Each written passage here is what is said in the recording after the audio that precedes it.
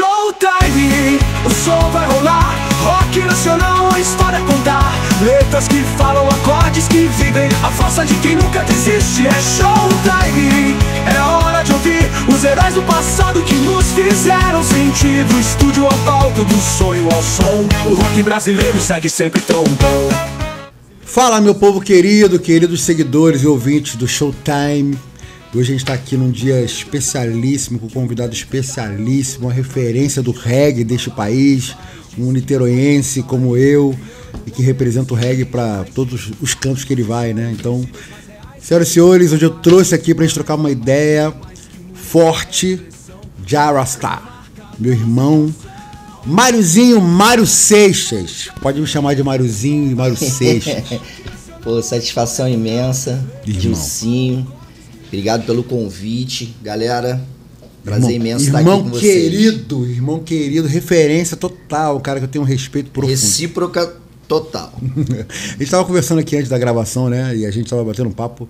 A gente teve uma coincidência do primeiro dia de show, a gente estava junto da banda dele e da minha. Então a gente tocou junto no mesmo palco e a gente começou toda a nossa história ali. Mas, cara, queria fazer uma pergunta antes disso, né? Como é que você, como uma referência do reggae para mim, para uma galera, né, que te segue, que acompanha seu trabalho, sua trajetória, como é que começou essa paixão pelo gênero do reggae, né? Como é que isso chegou em você?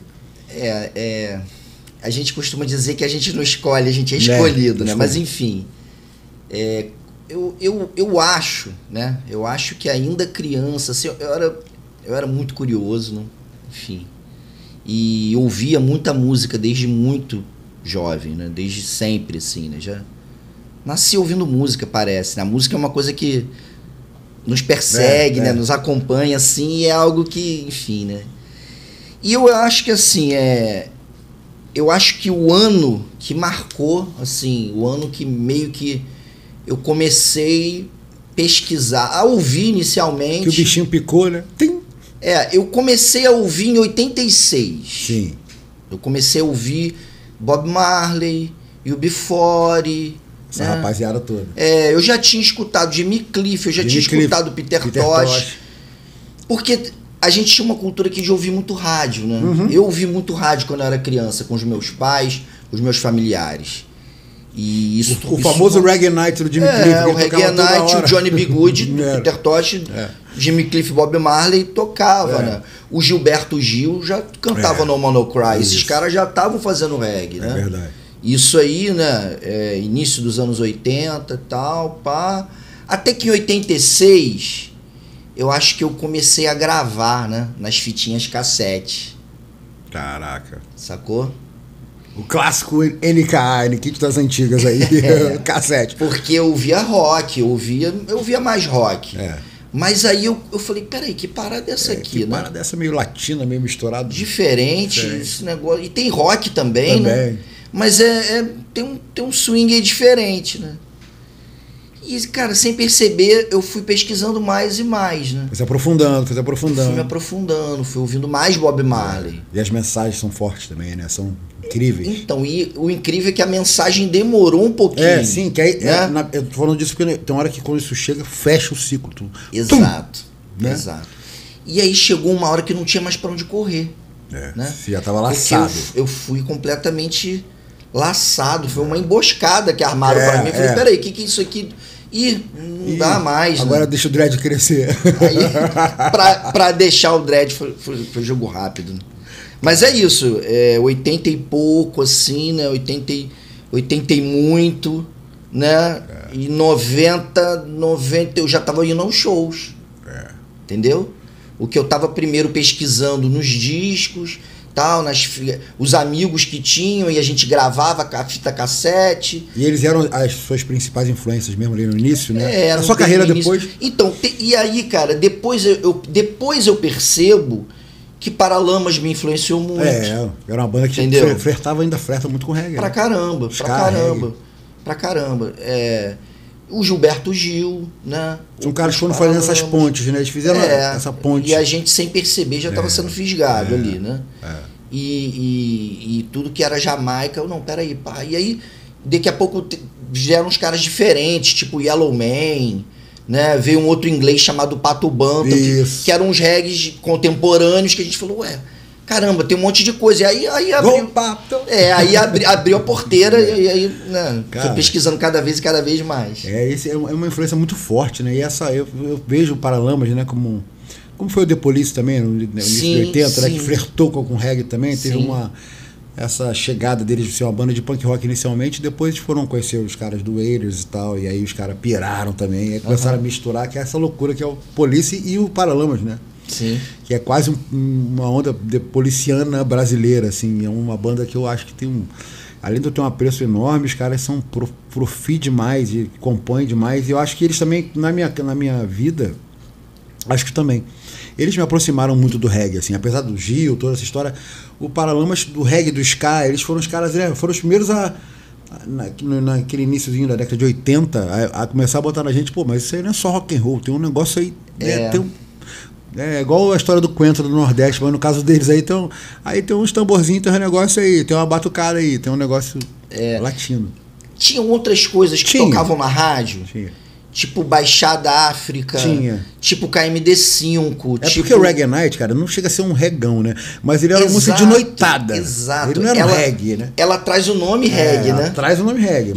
Mas era uma baileira de noitada. E é uma baileira, um bailado diferente. Rola em boate a parada.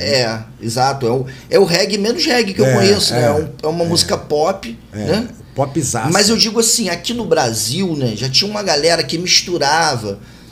Tem uma banda que é super emblemática, que infelizmente não foi pra frente, que é o Bina Choque. Isso é anos 80, o Gil tocou com essa galera e é uma festa, né, cara? A música brasileira, ela não é pura, né? Ela nunca foi pura. Nunca será. Ela é um negócio...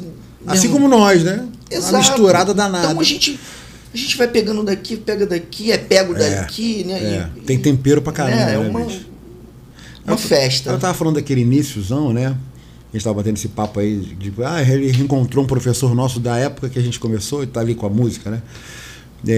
Isso eu tô falando da época de escola, né? De final de escola ali, antes da faculdade.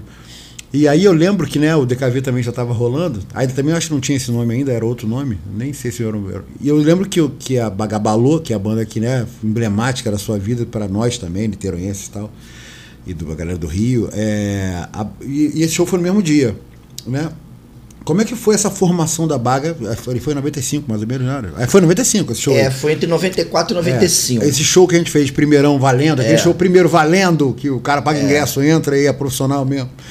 Que eu tava com a minha banda tocando ele com a dele. Como é que foi essa formação dessa história? Isso. Como é que você criou com a galera isso? Foi muito espontâneo, foi tudo muito espontâneo. Foi acontecendo. Foi rolando. Foi rolando, né? Foi rolando e eu me lembro... conheço aquele cara que conhece aqui, tá precisando de baixista. A gente, assim, eu já tinha uma... Eu já arranhava alguma coisa, já estava pesquisando mais e mais. Eu me lembro que tinha uma loja no Rio que a gente ia comprar disco, ia gravar, a gente levava fita, eles gravavam pra gente, enfim.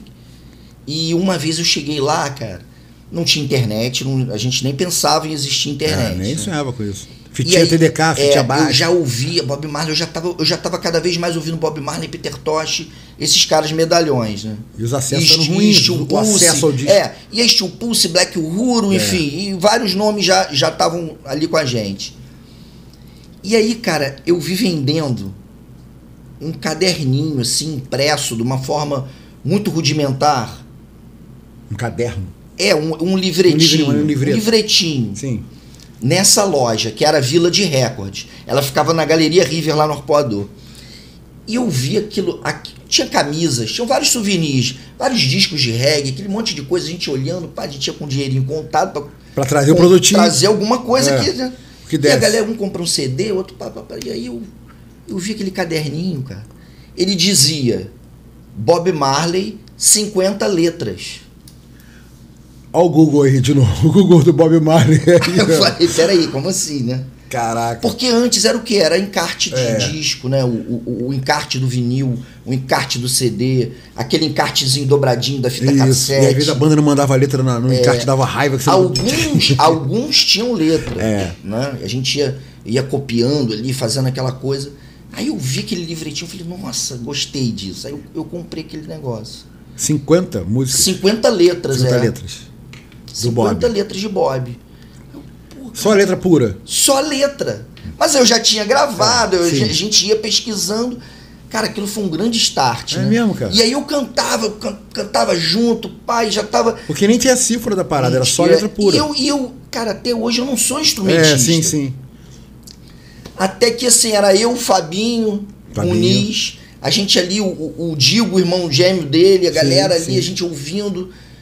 Até que eu fui num Réveillon no Sana, de 94 para 95, e eu encontrei o Marcelo Brandão. Eu conheci o Marcelo Brandão ali, o Martiolo.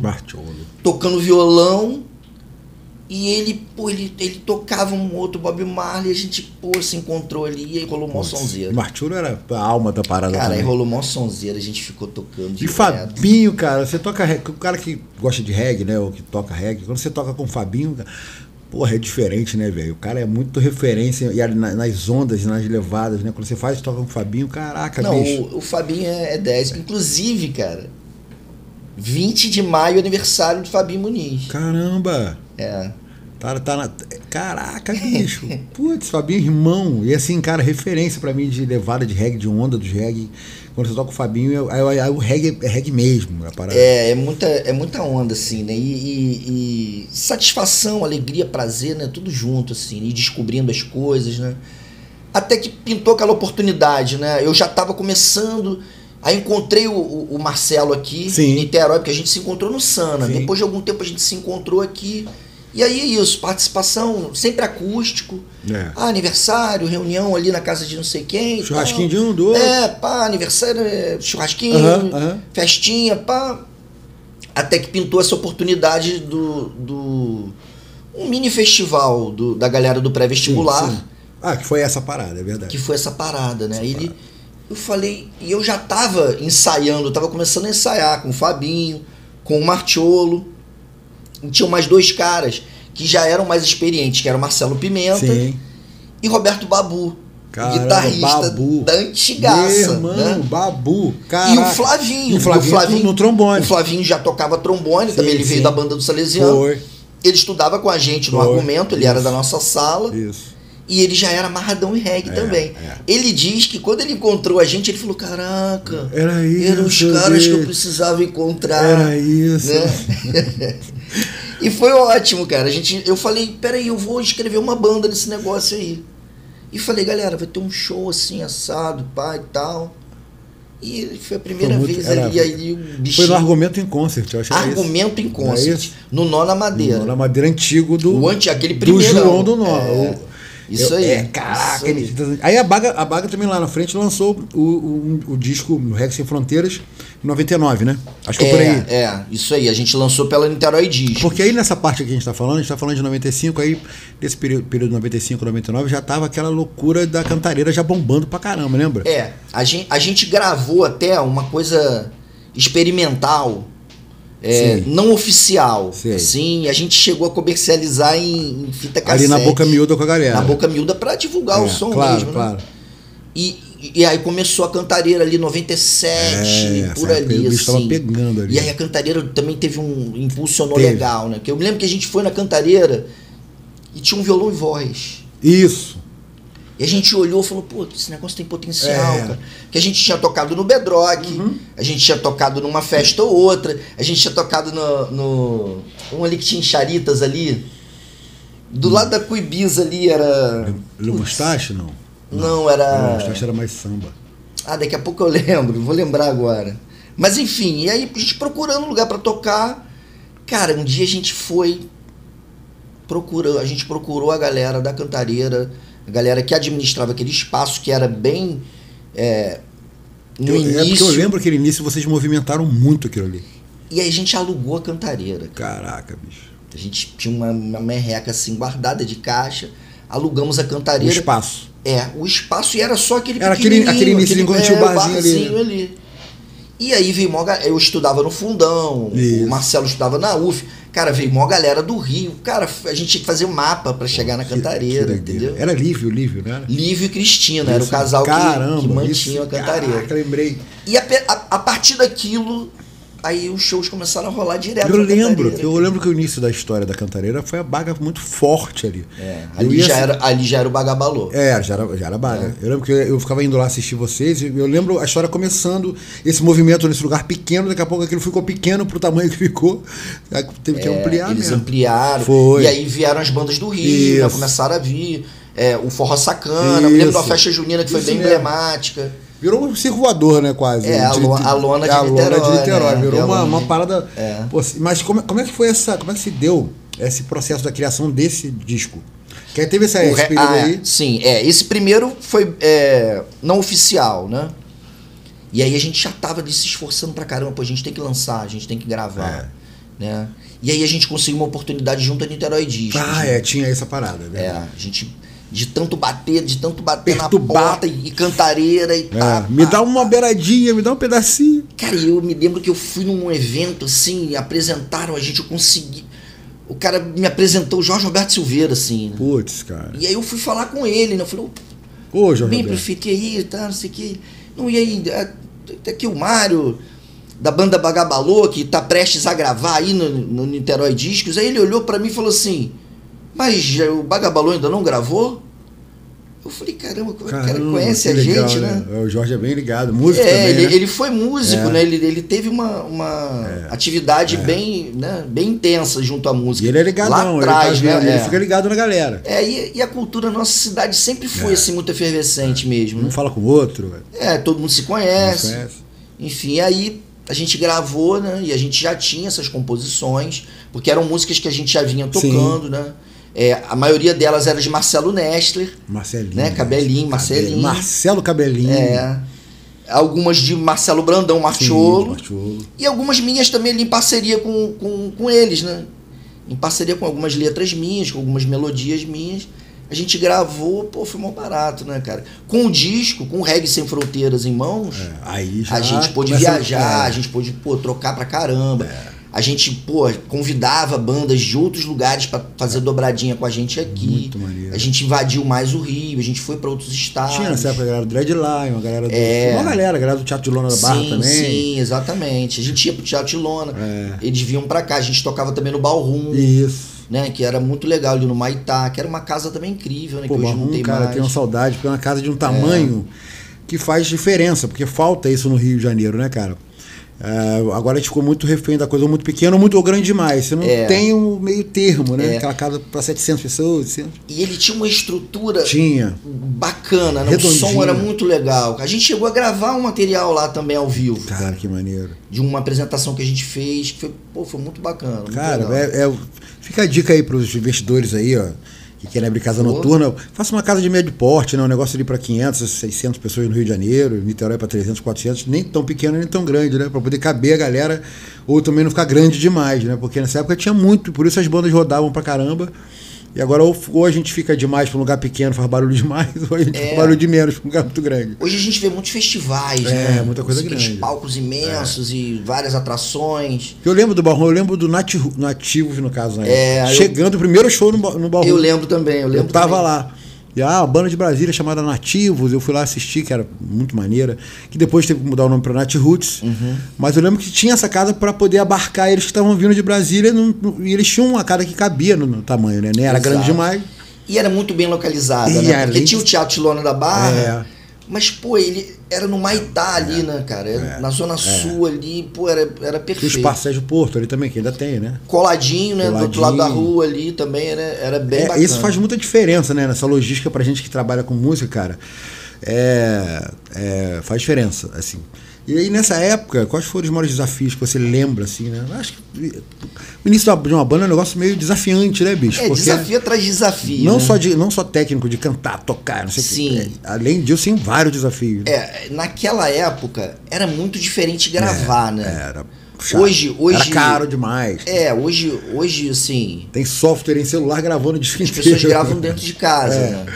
É uma coisa... Impressionante. Muito mais viável, é muito mais fácil gravar, né?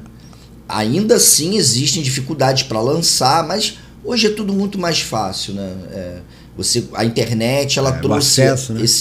essa disponibilidade. O artista trabalha ali, aqueles que produzem, né, eles fazem tudo. Hoje tem artistas que fazem tudo, né? Eu não tenho ainda essa habilidade toda, eu conto com amigos, mas assim, são vários amigos que têm, né, estúdios, desde home studio a estúdio de gravação. Então, naquela época era muito difícil para gravar, assim, né? Início dos anos 90, os estúdios bacanas eram mais caros, maiores, né? Eram mais estruturados e tal. Então, esse álbum aí, o Reggae Sem Fronteiras, foi antes do Pro Tools. Cara, que doideira, hein, mano? Entendeu? Mão. Foi o famoso na mão, né? Era na fita. Então, a gente ainda pegou isso. Analógico. A gente pegou isso ainda, né? O restinho ali, né? Porque já tava pintando o Pro Tools, mas era um ou outro lugar que ainda tinha. Ainda era analógico, assim, geração analógica ainda. O Pro Tools era uma, assim, uma novidade. Um advento chegando. Igual a própria internet. Sim. Né? A gente ouvia aquele mito, assim, uma lenda, que tem um negócio aí, que tá aparecendo. A internet, se conecta na sua rede de telefone fixo. A internet e o Pro Tools eram lendas, assim, gente. Será? Ainda era a galera do corta-fita, cola. Né? Exato. Era muito sinistro, cara. Isso aí realmente era um desafio para todo mundo. Para mim também foi. Ou você estava numa gravadora ali para segurar a onda, ou tem um projeto importante como o Niterói Discos, que tinha, no caso de Niterói, e não sei se em quais outras cidades do Brasil tem, ou se não tem, deveriam ter, porque isso ajuda, né? Claro que hoje em dia já seria Niterói Streaming, não seria mais Niterói Disco. Né? Eu acho que já deveriam ter criado, aliás, continuar lançando a galera por streaming ou numa plataforma local. Acho que deveria já existir isso em Niterói, no Rio de Janeiro, São Paulo, uma plataforma pública, para que todo mundo hospedasse seus trabalhos ali e continuasse seguindo, né? Eu acho que deveria ser nessa pegada. E eu lembro que também vocês tiveram umas participações com uma galera internacional também, uns lances de show, de participação, de parará. A gente... Acho que em 97, teve umas paradas assim? Em 97, a gente fez uma abertura do show dos The Wailers. Eu lembro que teve uma parada com The Wailers. A lendária banda The Wailers veio à Cantareira. E a gente... Cara, mas também, cara, The Wailers, né? A gente tá falando aí, Rolling Stones do reggae, né, bro? E aí a gente foi convidado, Bagabalô e na época Cana Caiana. Né? Que veio a ser o Cana Maré. Eu lembro que mudou de nome. O Cana Maré no início era Cana Caiana, né? E a gente fez a abertura lá daquela... Cara, que pedrada, hein, bicho? Nossa, foi uma data, assim, incrível, né? Acho que foi no finalzinho de 97. Isso eu lembro. Você vê como é que o movimento tava, né, cara? Cara. A força, né? Porque, assim, o movimento do reggae ganhou uma força naquela época dos anos 90 que foi incrível e foi orgânico. Exato. Exato, foi espontâneo. Foi espontâneo. A gente era bem jovem, com muita vontade. Isso. Cara... Pintaram várias bandas. Uma porrada de bandas. Surgiram várias bandas, a gente fazia festival de banda de reggae. Né? E Niterói passou a ser conhecida por ter banda de reggae, né? Virou. Botou no cenário, botou no calendário. Niterói, aquele lugar lá que tem as bandas de reggae. A gente ia em alguns lugares e o pessoal falava isso. Uma porrada. Né? Porque as bandas viraram referência mesmo. No Rio, principalmente. No Rio, com certeza. No Rio, a gente sempre ia tocar no Rio e a galera falava, não tem. Perguntava isso direto, né? Tem várias bandas lá, né, que tocam. Tem várias bandas. E aí os festivais, a galera do Rio vinha tocar aqui também. Verdade. Entrou no calendário, né? E assim, tinha Dread Lion, tinha Medusa Dread, Tafari Roots. Mas tinham outras bandas também começando. Tinha. Né? O Ponto de Equilíbrio mesmo, que hoje é um fenômeno. Eu lembro do ponto lá. Eles começando e deviam participar aqui, né? Eles vieram morar aqui. Eu lembro. Né? O Pedrada mora aqui. Isso. Né? O Hélio, o vocalista, chegou a morar aqui um tempinho. O André também, que era guitarrista na época, também morou aqui, né? Eu lembro deles num show que o Gelé estava tocando bateria, o André Gelé. Uhum. E algum deles, eu não lembro quem, bem no iniciozinho deles mesmo, eles pegando umas dicas com o Gelé de reggae, de levado. Me dá umas ondas de levado, estavam bem ali no início mesmo da parada, né? Quando a banda tá chegando. Sim. E é genial, né, ter esse tipo de coisa, né? E como é que foi essa experiência com o The Wailers lá? Como é que foi pra vocês, né? Cara, foi tudo muito rápido. Ou ficou aquela faixa branca que ninguém lembra? Foi tudo muito rápido e muito mágico. Né? Aquele que você nem... Eu me lembro assim, dos caras chegando pra passagem de som, a gente sem acreditar muito. A gente tá aqui mesmo, cara. A gente vai tocar mesmo. E aí eu cumprimentava os caras assim, claro. Né? Apertava a mão e tal, e... né? Respect, pá. feeling, Jaja Reading, pá, falando só umas coisinhas assim, os caras, beleza, a gente tá ligado que vocês estão aí. Tá beleza. Nada muito além disso também. Sim. E depois também aquela loucura, né? E cara, bombou, cara. A Cantareira ficou deu eles, cara. Dada pra caramba. Foi. Aliás, eu fui nesse último show deles aí, que eles fizeram a turnê agora do Legend, né? Na Fundição? Na Fundição, né? Caraca, pô. Eu fui também, nossa. Pô, bicho. Ainda mais o Legend, né? Que o Legend, pô, não tem como, né, cara? Ali é o álbum branco. Ali, o álbum branco dos Beatles. Compadre, cara, não tem como. Todas elas... Não deixa a peteca cair, né? Não tem como, cara. Eles são realmente um timaço. A obra do Bob, cara, porra... É um negócio que é mágico, transcende só a música, é mágico, a parada é... não, e eles os filhos, assim, né, a geração que veio, o The Wailers hoje ele é mantido pelo filho do baixista, né, o Aston Barrett Jr., ele, que era o cara, né.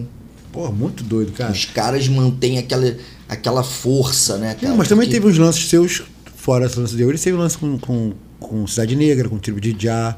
A gente já fez aberturas pra eles, sim. A gente Cidade naquela época foi o quê? Sobre todas as forças daquela época, isso, foi? Eu ia muito no show do Cidade Negra ainda com o Raz Bernardo. Com o Raz, Aí depois, a gente já tocando e tal, a gente fez uma abertura aqui no Teatro Popular, pro show do Cidade Negra.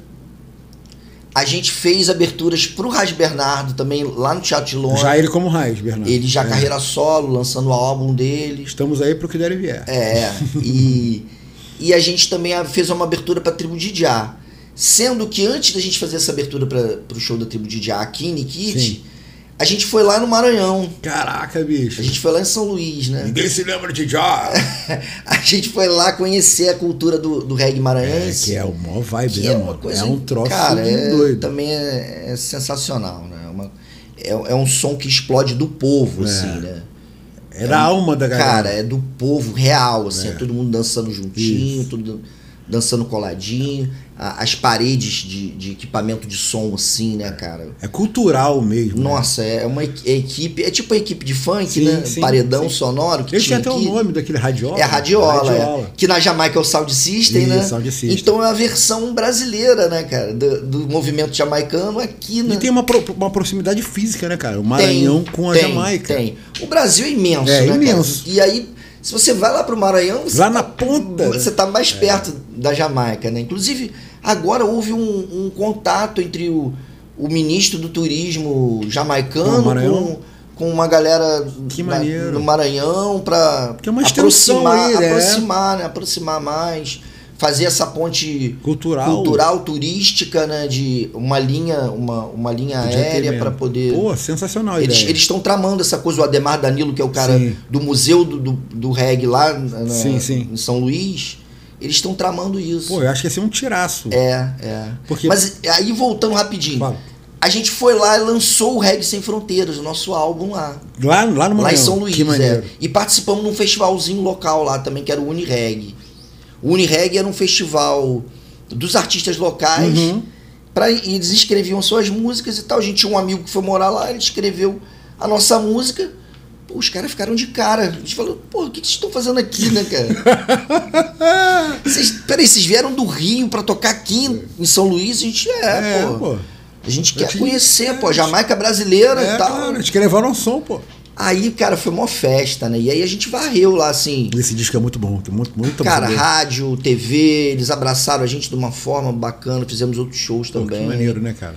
Eu tenho um parente lá, a gente conversa muito sobre, quando ele tá aqui, sobre Maranhão, né? Sobre o reggae, né? Assim, porque é engraçado como é cultural, porque é estranho você ver os senhores, né? Lá, o cara, na verdade, é um senhor, né, de 80 anos.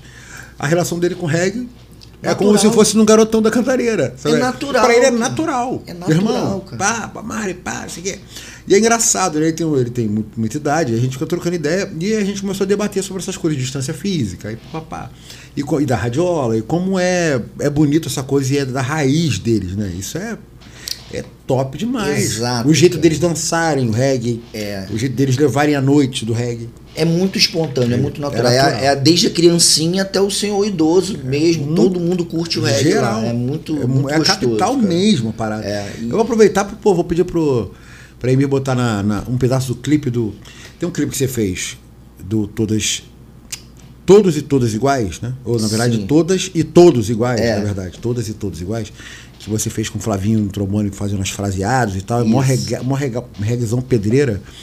E tem um clipe desse som, que também tá no Instagram de Mariozinho. Bota um trechinho pra rapaziada ver essa onda do Mariozinho. Ó, a pedrada. Yes, I'm Mário Seixas, original Bagaman style, from Nikit City, blessed by King Selassie. Todas e todos iguais perante o Pai. São todas e todos iguais perante o Pai. Temos a mesma importância, o mesmo tamanho, mesma relevância. Nós temos o mesmo valor. Todas e todos iguais perante o Pai. Oh, já. São todas e todos iguais perante o Pai. Temos a mesma importância, o mesmo tamanho, mesma relevância. Nós temos o mesmo valor. Meu nome é Mário Seixas, cê me chama Mariozinho. Não vem diminuir a mim. Temos a mesma importância, o mesmo tamanho, mesma relevância. Nós temos o mesmo valor.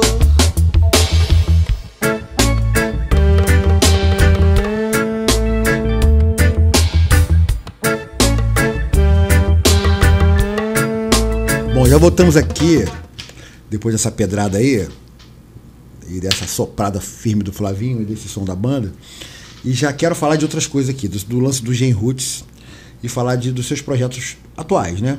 Atualmente você está aí na frente do Gen Roots também, junto com o Banana, com a galera, com o time, com o Davi, rapaziada, vários irmãos queridos. Como é que surgiu essa ideia e essa proposta da banda? O Gen Roots, mais uma vez, espontaneamente, né?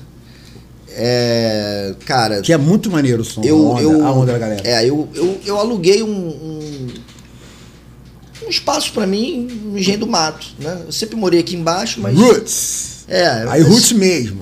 Mas aí aluguei lá um cafofo pra mim. E um dia, conversando com o Banana, já morava lá, né? E aí um dia a gente conversando, ele...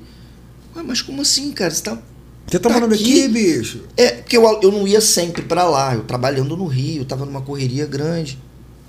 Mas aí chegou a pandemia.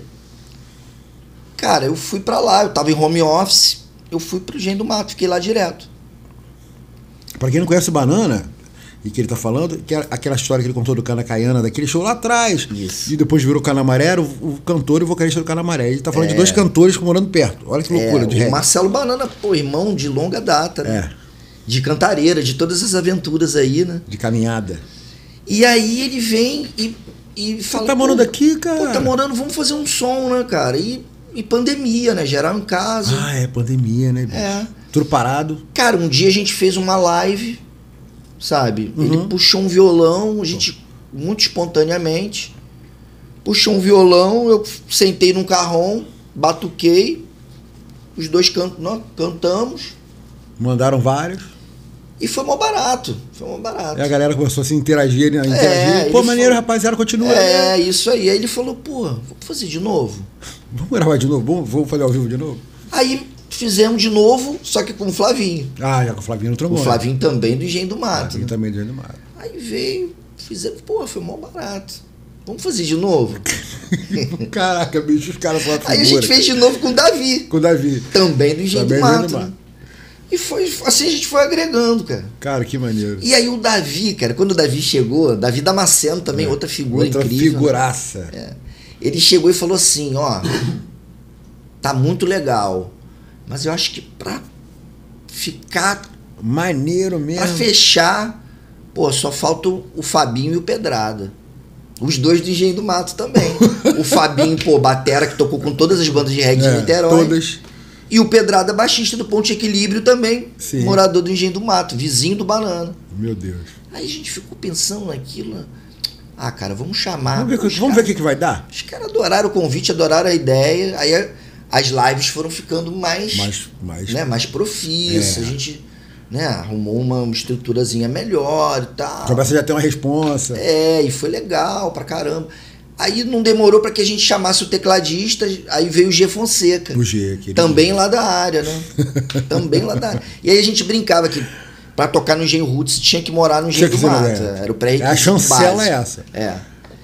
E aí, cara, a pandemia foi chegando ao fim, as apresentações presenciais foram começaram a rolar. Começando a rolar, a gente começou a fazer um show e o outro. E é mó prazer, quando reúne aquela galera é barato, ali, né, cara, é demais. É muito maneiro. É demais, né, Qual é a diferença que você vê mais, assim, do Bagabalô pro Engenho Roots? Não só de estilos, ou se é muito a mesma coisa, né? De pegadas, estilos e mensagem. Vocês usam pra... Então, eu acho que assim, o Engenho Roots, a gente só toca clássicos. Só as pedradas. Principalmente internacionais. Sim. A gente fez assim um show em homenagem ao reggae brasileiro, que top. onde a gente tocou Canamaré, a gente tocou Sim. Bagabalô, o Mumu tava na cidade, ele chegou, cantou Nayá também, sim. né? Aí a gente cantou outras referências do reggae brasileiro, Edson Gomes, Tribo de Já, Ponto de Equilíbrio, Sim. né? Essa galera toda. Mas é basicamente reggae internacional que a gente toca, né? Normalmente, sim. né? Sim. Eu tenho até um esboço de umas músicas próprias pro bicho? Engenho Roots. Mas ainda não saíram do papel, não. A gente ainda não gravou isso, não. Quem sabe uma hora dessa aí aparece uma música própria aí também. Tem que ter, né? cara, porque é um time tão bom reunido, né? Uma galera tão firme do reggae ali, cada um na sua onda, que veio de ondas de bandas diferentes, mas quando fecha, é um time de uma unidade de alma muito legal. E eu acho justamente isso que você falou. Cada um tem uma pegada ali, cada um tem uma característica já bem determinada, mas é muito legal. Quando encaixa... cara, cada um põe o seu toque ali e fica realmente... uma química danada. Fica é muito bacana, é muito prazeroso e é muito legal ver o resultado. Assim. Muito maneiro. Como é que você vê? E aí, falando disso, que a gente está falando dessa unidade, dessa coisa de vocês juntos... como é que você vê o crescimento, na verdade, como é que você vê a evolução do reggae no Brasil, desde esse papo que a gente está tendo dos anos 90 e pouco, para até hoje, assim, como é que você vê, se é que teve evolução ou não, ou sei lá, reverteu? Cara, não, com certeza, evoluiu pra caramba, né, cara? Falando de uma forma geral, né, o reggae... Sim. Ó, a gente porque muitas bandas estão fazendo... Exato. Flertam com o reggae, né? Não, se a gente for ver... Inclusive a minha também. No movimento, se a gente fosse chamar de reggae, assim, né? A gente tem uma banda aí que até anunciou a sua parada aí, que é o Nat Roots, né? É verdade. Nossa, a banda se tornou uma banda gigante. Exato. Né? Mesmo independente. Mesmo independente. Uma coisa de louco. Né? Uma força, né? Força. Shows internacionais, shows em todas as estádios. Partes. Né? Fez essa última turnê. Última. A gente não sabe. Não sabe se será, né? Mas, cara, varreu né, de norte a sul. Eu acho que transcendeu, assim, aquela coisa errada, mas marginal do reggae que teve uma época dos anos 70, 80, na cabeça dos mais velhos, né? Sim. E essa coisa caiu por terra, acabou, né? Sim, essa bobeira. Sim. A mensagem do reggae ela é universal. Claro. Né? E aí, ó, esse ano agora o Ponto de Equilíbrio tá comemorando 25 anos, tá fazendo uma turnê também incrível. Né? Exato. A Tribo de Já, consolidada como uma super banda. Isso. O Edson Gomes, um cara também monstro no reggae, que tá vindo depois de muitos anos, vem agora ao Rio de Janeiro, no Circo Voador. Top. Né? Edson Gomes é top demais. E muitos nomes que surgiram nesse tempo, cara, só fortaleceram mais ainda. Eu acho que o Fauzi também tá fazendo um trabalho solo também. Né? Ele tem o trabalho dele. Ele sempre teve um trabalho paralelo, o Fauzi. Ele sempre teve algo. E hoje tem os filhos de Fauzi. Caramba. Também, cara. Né? João, Pedro. Que os maneiro. Caras também estão fazendo o trabalho deles, né? Pô, que sensacional, né, cara? Pô, cara. Muito maneiro, cara. Que é uma mensagem pro futuro, né, cara? É uma mensagem pra ficar, pra se eternizar mesmo, né? É top porque verdade. Você acredita que o reggae ou pode ser, ou é, pra você, uma ferramenta de transformação social. Total, Total, cara, né, Beth? Total, cara, total. Porque, assim, pelo menos pra mim porque quando você pega, né, não só o estilo, a onda e a sonoridade que é maravilhosa, não tem como não se apaixonar. Todo mundo que ouve reggae, cara. as mensagens, né, cara, elas transformam o ser humano. Sim, é uma musicalidade que agrada. Né? Abrangente, né? Não é um negócio que agride, não isso. agride. Ela, assim, sem desmerecer. Claro. Sem desmerecer os outros gêneros, mas. Claro. Aliás, de forma alguma. Mas um rock pesado, às vezes. Né, um rap. O rap tá super forte, né? Mas eu vejo uma galera de uma geração mais conservadora e tal, anterior, assim, que fica meio chocada. Eu acho que não tem pra onde correr. Né? Eu acho que o rap tá chegando com toda a força e vai vir com vai tudo. Amassar, vai atropelar. Rap, trap, tá, e não tem jeito. Mas enfim, o reggae tem uma suavidade e essa letra de valores universais, de tantas. É um legado de verdade, né? Um legado que. E eu vejo as pessoas falando, pô, meu filho ouviu sua música. Isso já desde o Magabalô, né? Pô, meus filhos ouviram, adoraram, não sei o quê. Pô, eu quero de melhor, assim. Né? É muito legal, Outro dia eu tava assim, encontrei um amigo com um casal de filhos. Ele, pô, cara, outro dia eu tava com eles, eu nem falei com você. E, pô, mas aí eles adoraram a música aí que você gravou. Então eu falei, caraca, é mesmo? Cara, que pô, doideira. cara, aquilo...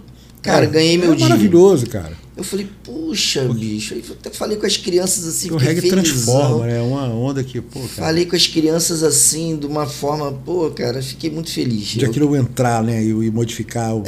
Cara. Ou, no mínimo, deixar o cara reflexivo, ou levar ele pra algum outro lugar, pensar numa outra possibilidade. São as crianças, né? As crianças que são verdadeiras ali na lata. Cara, né? Eu acho, aquilo foi incrível pra mim. Assim, eu imagino, cara. Esse lance da filosofia Rasta, né? Rastafari.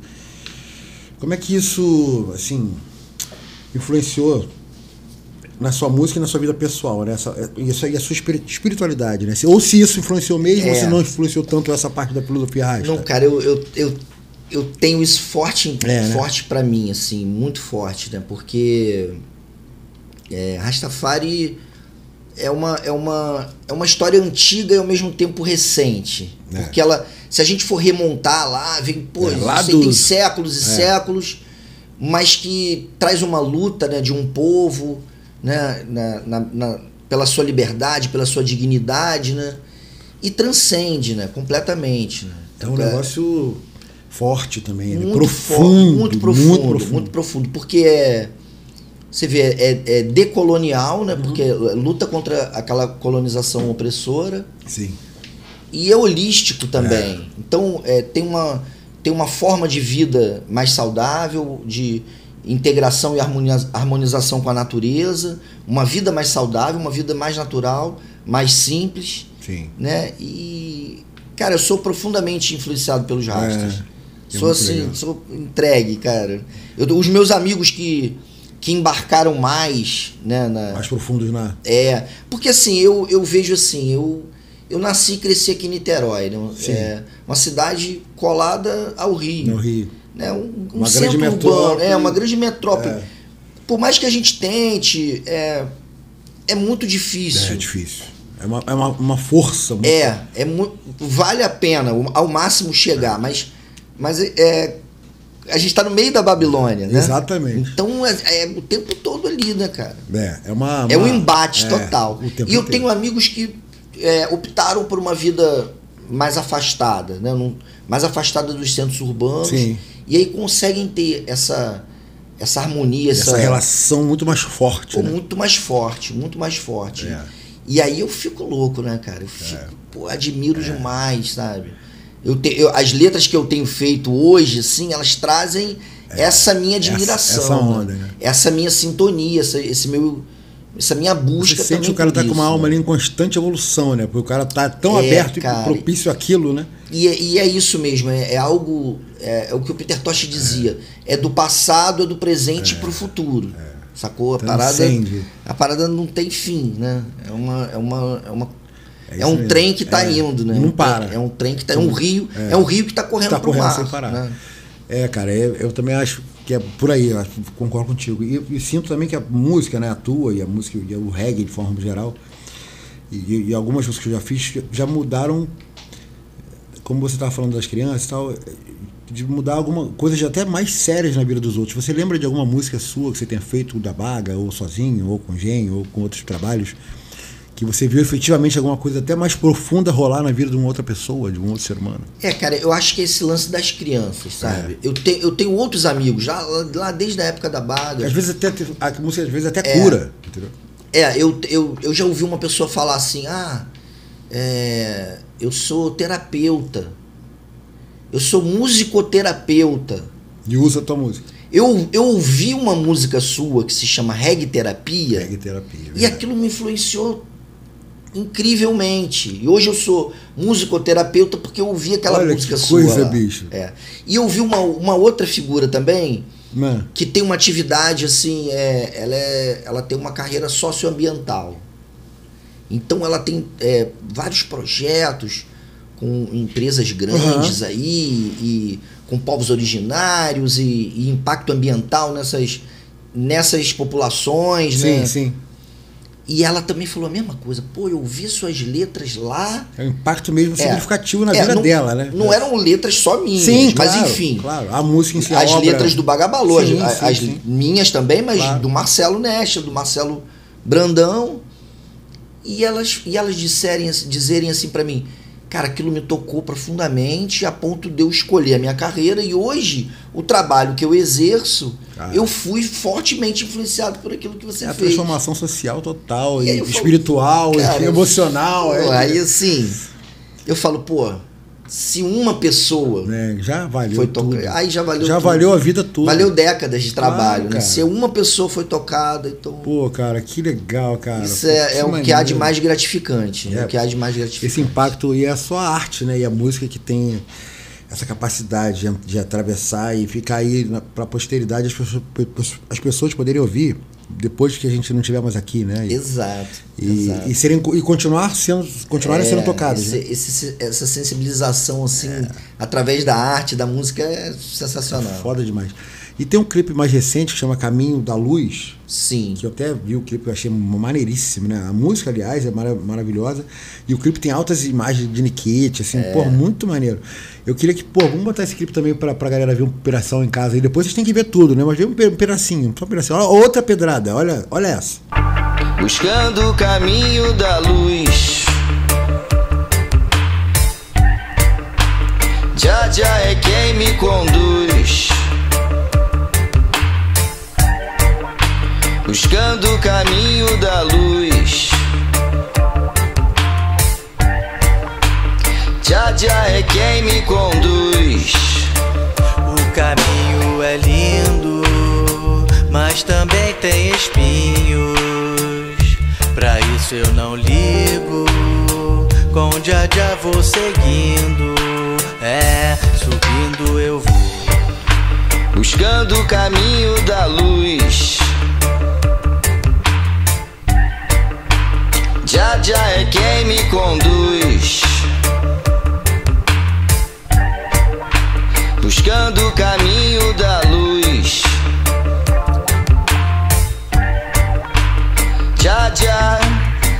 Já. O caminho é lindo, mas também tem espinhos. Pra isso eu não ligo, com Já vou seguindo. Subindo eu vou. Ó, tá voltando Máriozinho gatão, né, no clipe, né? Você viu gatão, né, andando pela cidade, bailando, maravilhoso. Pô, e o legal é que ele mete essa nas músicas, né, do Máriozinho. A outra ele fala isso, né, do Máriozinho. Tem uma parte muito legal da música, Todos Iguais ali, que como é que é? Máriozinho, nome diminua, tem uma coisa assim. Meu nome é Mário Seixas, você me chama Máriozinho. Não vem diminuir a mim. É né? muito bom, cara. É uma brincadeira que mas eu faço. Mas é muito maneiro, porque o apelido de Mário é Máriozinho na rua, todo mundo chama de Máriozinho. Como eu, Dilcinho, é a mesma coisa. E sempre vou ser o Máriozinho, né? Imagina. Meu pai era seu Mário, né? Igual meu, seu Dilson, bicho, assim, não tem como, né? Não tem jeito, cara. A galera que tem essa criatividade de botar o nome do filho igual ao do pai, né? Que a gente se lasca no final, né? A gente vira o Zinho pro resto da vida. E é um Zinho com carinho também, né? Fofo, verdade, verdade. Você lembra dos seus maiores desafios que você enfrentou na sua carreira musical ali lá, ou no início ou durante a trajetória? Como é que você superou eles, alguns que você teve? Cara, eu tive dificuldades pra caramba, assim, né? Eu tive uma época, assim, após o término do Bagabalô... ele foi, né? Imagino que deve ter sido pra muito mim forte, né? Foi difícil, mas foi algo em comum acordo. Eu fiquei meio preocupado naquela época, me preocupou ali. Foi em comum acordo e a gente viu que, cara, a gente precisava dar esse tempo. Sim. Né? E o cenário já não estava tão legal, enfim. Mas, cara, graças a Deus a gente permaneceu amigos, parceiros, né? Todos parceiros. A gente tocou de novo. Claro. Né? A gente toca de novo. Não, e a Baga, ela continua viva em todos.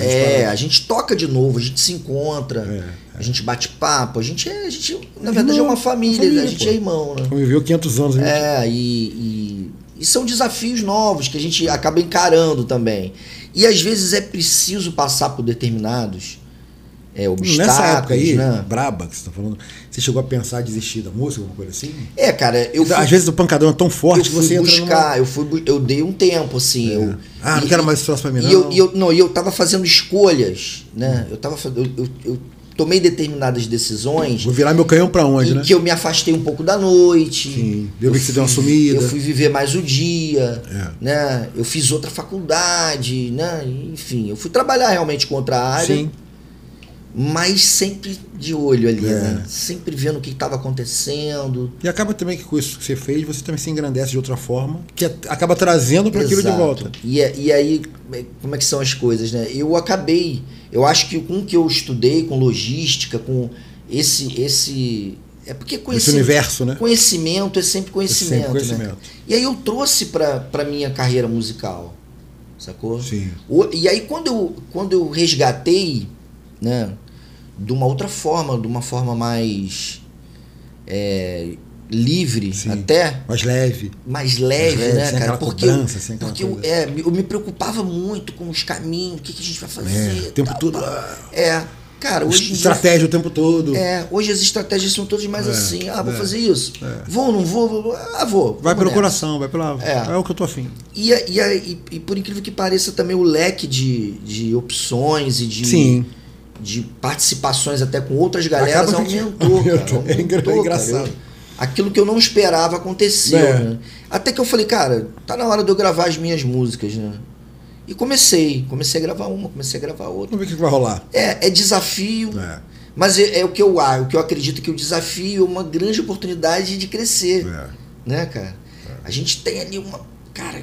vou, não vou. O que eu vou fazer? E aí isso, cara, pede reflexão, pede, né, pensar sobre, meditar sobre... buscar alternativas, buscar pessoas que possam te ajudar, possam te auxiliar ali, parceiros, né, possíveis parceiros, e assim vai, né, cara? Até pra galera iniciante, seria até um conselho pra galera que quer começar. Tem uma galera que, pô, Máriozinho, aquele cara do reggae, qual conselho ele daria pra um cara desse, um moleque que tá aí vindo com 16 anos, reggae pra caraca, que tem uma banda dele, eu tô formando a banda, e o cara quer... São conselhos como esse. Cara, e eu acho que assim, a pressa que eu tinha... Eu transformei a pressa que eu tinha, sabe? Se antes eu tinha mais tempo disponível, hoje eu acho que eu aproveito o menor tempo que eu tenho. Eu tenho menos tempo hoje. Sim, porque eu saio com outra mas vida paralela. Eu organizo melhor o meu tempo. Do que aquela loucura. Eu acabo produzindo mais, sabe? Eu acabo os resultados, eu tô gostando mais dos resultados agora. Que maneiro, velho. Sabe? Eu tenho lindas e ótimas e maravilhosas lembranças. Claro. Inúmeros shows em tantos lugares, né? E isso ninguém vai tirar de mim, né? Mas hoje eu consigo ver hoje eu faria diferente. Teria feito. Eu faria. Assim, eu acho que aqui eu tava um pouquinho pra lá. Um pouquinho mais pra cá. Mas enfim, né? É, se a gente não tivesse feito, não saberia também. Exato. Né? E esse é o gostoso da vida, né?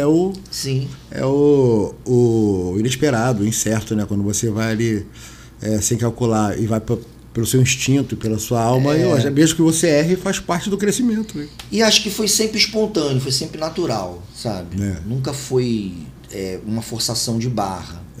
Pelo contrário, foi algo... É o que eu falei lá no início, a gente é escolhido, né?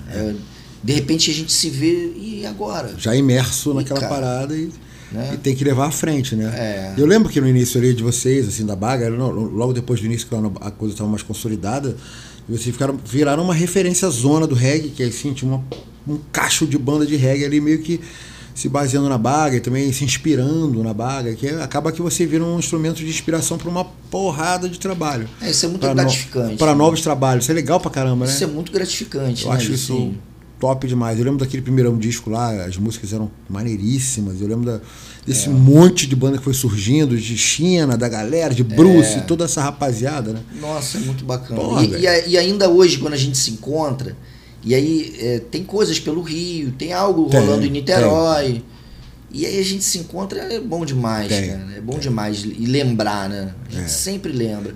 Eu vejo vocês fazendo sempre show lá no Espaço Juruna. Sim, que é um cara que eu acho muito maneiro, que é um cara que tá tentando fomentar a cultura, é um cara que tá um guerreirão, ali, um parceirão, né, cara? O Juruna é uma dessas pessoas que dá gosto de ver, né, cara? O cara se entrega, o cara quer que a casa funcione pro artista tocar e tal. E ele curte, né, cara? Ele não faz por fazer. Não, ele respira aquilo.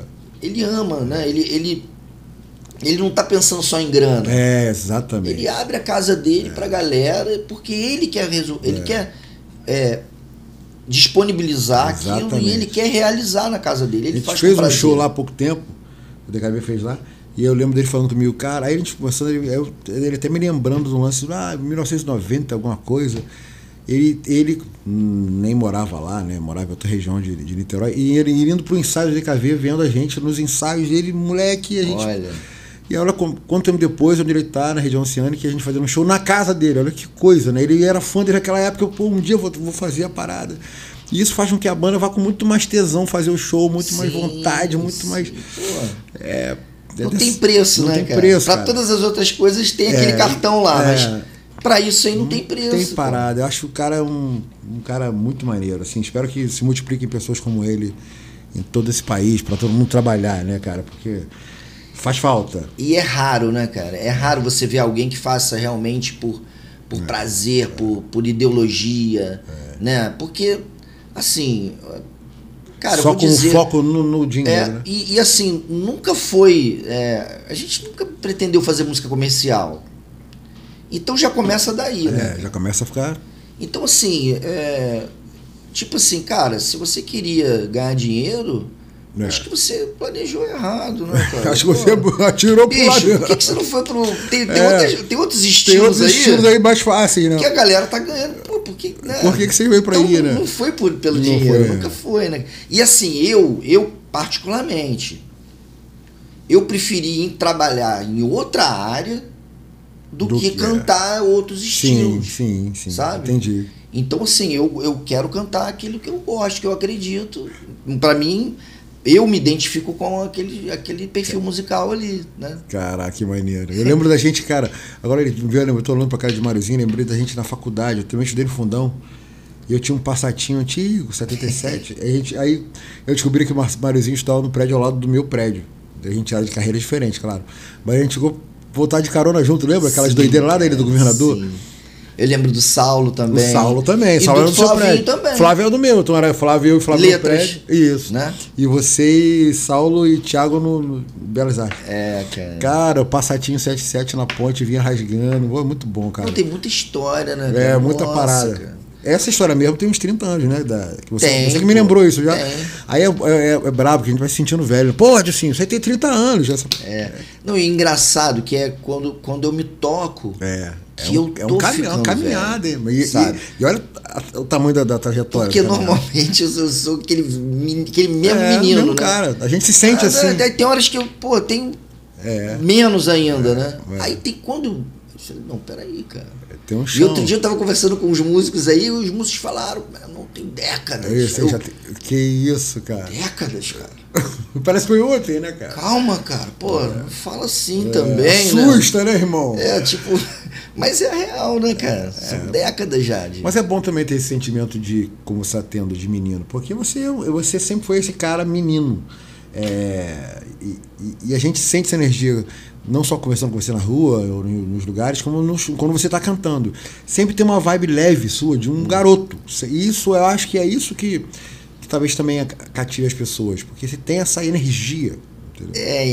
Pô, eu só tenho a agradecer, né, Dilson? Mas é mesmo. Mas é engraçado que a galera fala, porra, eu vou completar 50 anos esse ano, né? E aí a galera fala assim, porra, que isso, mano? Qual isso? É, Máriozinho? Aí eu, pra quebrar o gelo, eu falo assim, é imaturidade. Aí, né, acaba ali mesmo. Acaba eu falo, é imaturidade, sabe como é que era? Eu ainda não amadureci. Bom, cara. Cinquentinha com cara de 49. Cara, sensacional, cara. Cara, o que você pensa pro seu futuro, assim, né?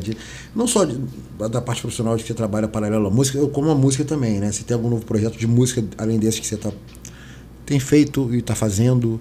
O que você tá pensando lá na frente, assim, 5, 10, 20 anos? Eu falei uma parada assim de música, de reggae, de forró, o que eu quiser fazer. Cara, eu de rock and roll, de qualquer coisa. Eu fiz essa escolha pelo reggae mesmo, né?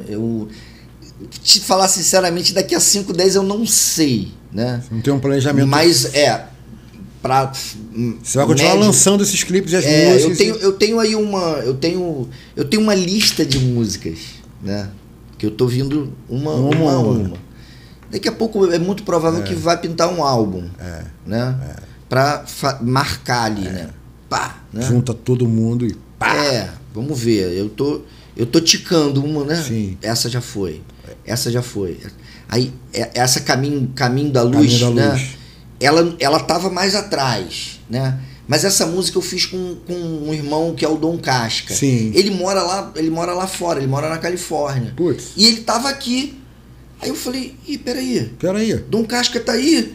Cara, ela rapidamente, eu puxei ela de lá do fim da fila, eu trouxe ela. Entendi. Falei, cara, eu vou aproveitar que Dom Casca tá aí e vou gravar ela. Entendi. Então tá tudo assim, né, cara? Vai chegar um momento que eu vou falar, eu acho, que vai chegar um momento que eu falo, não, tá bom, acho que aqui vai rolar um álbum. E aí a intenção é essa, tem um álbum aqui. Porque a gente ainda tem isso na gente, né? Diferente da molecada, né? A gente tem essa coisa do álbum, né? Essa coisa esse lançamento meio torto, solto assim, é meio estranho, né? Acho que vai rolando. Mas tem uma hora que eu quero ver aquele documento ali, assim, tá todo mundo. A história era essa aqui. Pra apresentar alguma coisa. Vai ter prensagem? Até existe, mas. Sei, talvez, mas acho que talvez nem tenha. Talvez nem tenha só no nada. Streaming, todos eles talvez não tenha nada físico. Mas tem tudo dentro de uma mesma obra, do mesmo pensamento. Tu vai ter lá um pacote. Dessa filosofia, desse momento ali. E aí depois, quem sabe, continuar, né? Continuar nessa. Eu tenho participado com galeras diferentes, né? Eu vejo que toda hora você tá num canto. Eu tenho o Engenho Roots, né? Com a galera lá, né? Eu tenho um projeto que é meu, que agora eu não estou fazendo apresentações, que é Mário Seixas e a Banda. Isso, viram Mário Seixas e a Banda. Que a gente teve um momento aí que a gente se reuniu ali, eu peguei alguns amigos que vieram comigo e falaram, cara, vamos nessa. Aí são essas... São algumas novas, algumas do Baga, né? Alguns clássicos, algumas coisas bem lá do B que eu gosto de mostrar, né? Algumas adaptações, algumas versões minhas com uma coisinha aqui, outra, né? Influências. Eu quero ir nessa parada, que essa eu nunca fui. Mário Seixas e Banda, eu quero ir nessa parada aí. E aí tem o Engenho Roots. O Engenho já... Tem o Mário Seixas e a Banda. Tem o Gun Jazz. O Gun Jazz é uma galera que é um coletivo, né? Felipe Escovedo, Hiroshi. Maneiro. Eles, então assim, legal pra caraca. Cara, a base deles é o jazz. Sim. Mas uma hora eles fazem um tributo a Elis Regina. Aí eles chamam uma cantora. Sim. E aí a formação da banda é uma. Por isso que eu falo que é um coletivo. Entendi. Agora vão homenagear João Bosco. Aí é completamente diferente. É outra formação. Onda. Entendi. Né? Entendi. Aí quando eles chamam. Aí a gente tem uma parceria também. Começou com Bob Marley. A gente também fez um tributo especial a Peter Tosh, aos 80 anos de Peter Tosh. Foi no ano passado. Top. E hoje a gente mesclou, né? Hoje é assim, tributo a Bob Marley, Peter Tosh e outros grandes mestres jamaicanos. Então a gente tem um show aí também legal. A gente levou... Pô, deve ser demais isso aí. Pô, é uma coisa que onda, também me dá muito prazer. É uma galera muito boa, uma galera da antiga, que eu conheci. Tem o Maurício Bongo também, que é um batera sensacional, que é um grande amigo também, que, pô, um cara que eu tenho admiração profunda. Maravilhoso. Né? Que é parceiro do André Jamaica, do estúdio Jamaica, onde eu tenho gravado, né? E essa galera do Gun Jazz, cara, é muito legal. A gente fez umas apresentações lá em Campo Grande. A gente faz às vezes também no Nectar, que é um espaço também lá em Vargem Pequena. Ainda rola o Nectar, né? Ainda rola. Os caras estão aí, ó. Que é o Sérgio Carvalho, que Sim. é também um remanescente. Cara, pô, esse caramba. cara também é sensacional. Em Vargem Grande. Ele é um cara assim que... Eu toquei lá, acho que não DKV lá. É um lugar, cara, muito bacana. No coração da Mata Atlântica, assim. Né? Né? No meio da mata, eu lembro. E ele é músico também. Então ele sabe o perrengue da galera. Ele faz. E tem uma galera de todos os estilos que fazem lá. Ele é um fomentador da cultura dessa relação com a natureza também, né? Esses caras, eu tive um papo aqui com vários que eu entrevistei, vou falar de novo essa parada. Pô, cara, esses caras, tipo esse cara, o do Nectar, tipo Juruna, esses caras assim, naquela cidade tem alguns, né? Esses caras têm que ser incentivados, cara. Eu fico meio puto com essa porra. Os caras fazem um negócio à vera e aí o nego fica contando história na rua aí e não chega junto dos caras, né, de incentivo de alguma forma. Nem que seja fiscal, ou que seja... Tem que levantar esses caras que são os caras que realmente levam a parada pra frente, entendeu? Então fica o recado aí pra rapaziada que, cara, todos os políticos de qualquer lado, de baixo, de cima, de direita, de esquerda, de sudoeste, sudeste, de onde for, que vocês, pô, pelo amor de Deus, né, enxerguem esses caras como uns lutadores, uns caras que são, meu irmão, não estão fazendo ali apenas pela parte monetária, e sim pela cultura mesmo, pela arte. Então tem que ser criado alguns fundos ou alguns incentivos fiscais ou não, algum incentivo de alguma forma para que o cara consiga fomentar mais e incentive mais o cara a fazer mais, né? E outros que não façam, comecem a fazer. Então já fica logo essa dica, né? Tinha que ter uns 200 Nectar no Rio de Janeiro, uns 300 Passos Juruna, entendeu? Essa aqui é a parada. Cara, e eles ainda,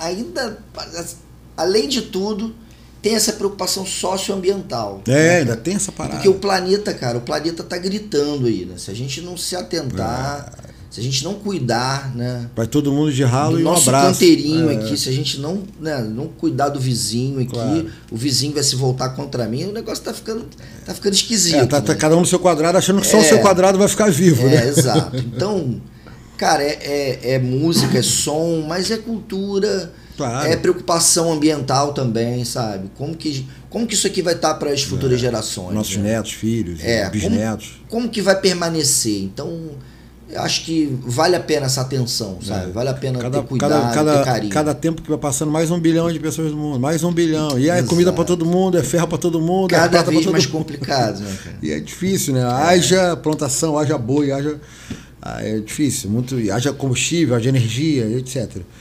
Como é que você vê, falando em futuro, né, que a gente está falando disso, como é que você vê o reggae, né, assim, o estilo, né, o gênero reggae? Como você pensa no futuro do reggae mundial, brasileiro e também no mundo? Assim, como é que você acha que isso vai se desenrolar mais à frente? Você acha que vão ser mais fusões? Ou você acha que ele vai voltar para a raiz? Cara, eu acho que não tem mais como parar mesmo, né? Eu acho que teve algo que explodiu nos últimos tempos, que veio lá de trás, que é essa coisa da radiola, do sound system, né? O sound system jamaicano, hoje está cada vez mais forte, né? Então o reggae não é tocado só pelas bandas, né? Os DJs largam a base e a galera canta junto. Verdade. E isso proporciona mais e mais parcerias, sabe? Cara, tem muita gente se unindo, tem muita gente... Eu até lembrei, agora você falou disso, eu lembrei do pessoal do Roda de Ska que tá rolando no Rio. Exato. Né? Sensacional. Sensacional, galera, cara, sensacional. Vários amigos lá tocando. Eu fui no Arpoador.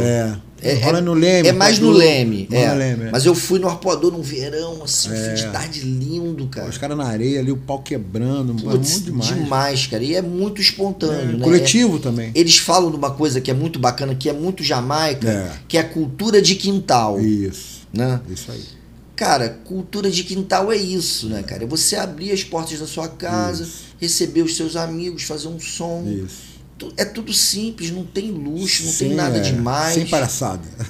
E é espontâneo, né? É como você receber, de fato, seus amigos num fim de tarde para, né, bater um papo, comer alguma coisa, beber alguma coisa, fazer um som, confraternizar, as famílias interagirem, as crianças brincarem. Exatamente. Né? E isso é cultura de quintal, né, cara? É você cuidar do seu quintal, exatamente, né? Receber, saber receber, né? Abraçar, né? Saber abraçar, ser abraçado, né? Pô, isso é sensacional. A roda de ska, cara, é um grande exemplo. Fica a dica pra quem não conhece aí, cara. A galera Muito do Rio legal, de Janeiro, muito legal. Niterói, Magé, São Gonçalo, e quem estiver assistindo a gente de São Paulo, que estiver pelo Rio, passando férias ou passando feriados e tal, visitem lá que dá pesado, o time é brabo, a galera alguns deles são meus amigos. Um dia eu vou estar lá perturbando a vida deles, dando canja também. Então, cara, é uma parada muito maneira. É só procurar aí no Instagram que vocês vão achar roda de ska, rola no Leme, Copacabana, então não percam, cara, que eu acho que esses coletivos culturais são importantes. E a coisa vem crescendo lá com eles. Eu tô feliz por eles, né? Que o movimento tá crescendo. É muito legal, vem crescendo. Os caras do Paralamas também deram uma bola também. Eles abriram um show. Né? E os caras estão usando a blusa do Rodiscar, o Bi tá fazendo uma zona maneira. Pô, isso aí, eles são incríveis, eles né? São o foda, Bi, né, pô, eu sou fãzaço mesmo. Eles são da pesada, os caras são...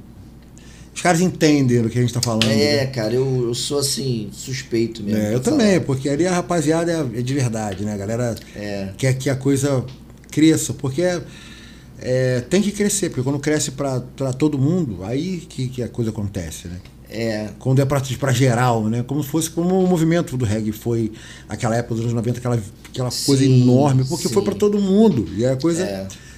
E aí fica datado e fica marcado na alma de todos, porque aqui todo mundo quer voltar lá, né? A gente tá aqui no canal NK e todo mundo quer voltar lá, cara. E todo mundo quer ir pra Cantareira de novo. Exato. A parada é essa. Quem viveu quer sentir aquela energia de novo, e quem viveu passa pra quem é mais novo, uma coisa que... E aí a molecada fica, mas eu queria saber como é que era essa parada. Aí vem vídeo, fica doido, né? Porque é um negócio, cara...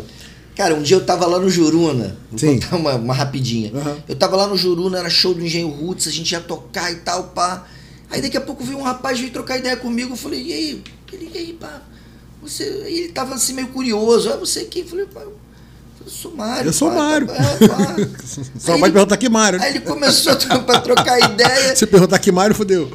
Aquele mesmo. Esse mesmo. Aí, bicho, ele era filho de um camarada meu. Daquela época lá. Aí ele falou... Já um garotão. Aí eu falei, rapaz, tô velho mesmo, né? Eu sou filho do fulano. Você, caraca, aquela pedra. Rapaz, grava aqui um áudio aqui pra ele. Aí eu gravei um áudio. Ele, pô, que maneiro. Fica tranquilo, o moleque tá aqui com a gente aqui, tá tudo certo. Tá tudo certo. É isso, cara. E essa é a coisa de Niterói, né? Também. Aí Niterói, né? Aí a gente puxando pro nosso quintal de Niterói. Essa pegada. Cara, olha... Quero dizer pra vocês que hoje é um dia especial pra caramba. Primeiro que ter esse cara aqui, inteligentíssimo, de uma alma linda, de um amor que transcende essa coisa moleque dele de ser, com essa idade que ele tem. Então, cara, eu quero agradecer de verdade a sua presença, irmão. Porra, eu que agradeço. Obrigado pelo convite. Senhoras e senhores, Máriozinho, Mário Seixas, Bagabalô, Engenho Roots, Mário Seixas, Zebanda aí, o nosso Mário. Quem é de Niterói é diferente da galera de fora. Então a gente fala o nosso Mário, nosso Máriozinho. Então, cara, muito obrigado por você estar aqui. Quero pedir para você que acompanha o Showtime, né? Toda semana, toda quarta-feira, para você seguir o canal, para você ativar o sininho, para você ser lembrado dos próximos programas. Quero também alertar os empresários que podem contribuir, podem patrocinar o canal, patrocinar o podcast, para a gente poder levar para mais pessoas. Espero que esse conteúdo que o Máriozinho passou aqui, especialíssimo, que a Nação Regueira curta pra caramba, que é um prazer ter o cara aqui. Então toda quarta-feira, 8 horas, a gente tá junto no Showtime. Vocês não esqueçam. Quero lembrar também que além de seguir o canal NK Plus, onde está passando o Showtime, tem o canal Showtime no YouTube e tem o Instagram do Showtime a partir de agora também, onde está sendo hospedado e repassado os vídeos lá. Viu? Então espero você na quarta que vem, no clima reggae de ser do meu irmão Mariozinho. Muito obrigado, irmão. Já Rasta, valeu, até a próxima. Yeah, man. Yes, I'm Mário Seixas, original Bagaman style, from Nikit City, blessed by King Selassie.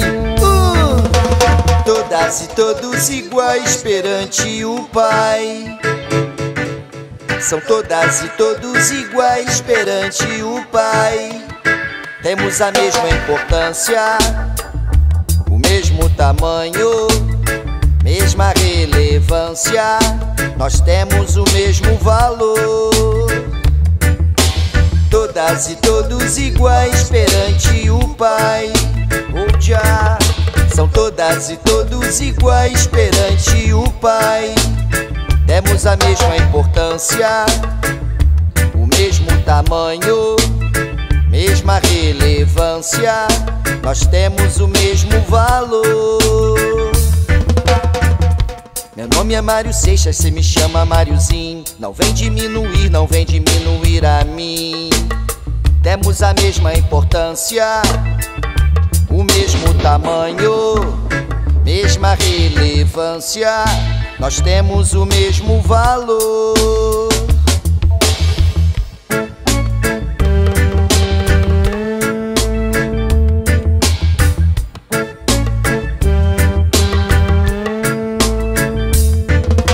Showtime, o som vai rolar. Rock nacional, a história a contar. Letras que falam, acordes que vivem. A força de quem nunca desiste. É Showtime, é hora de ouvir os heróis do passado que nos fizeram sentir. Do estúdio ao palco, do sonho ao som, o rock brasileiro segue sempre tão bom.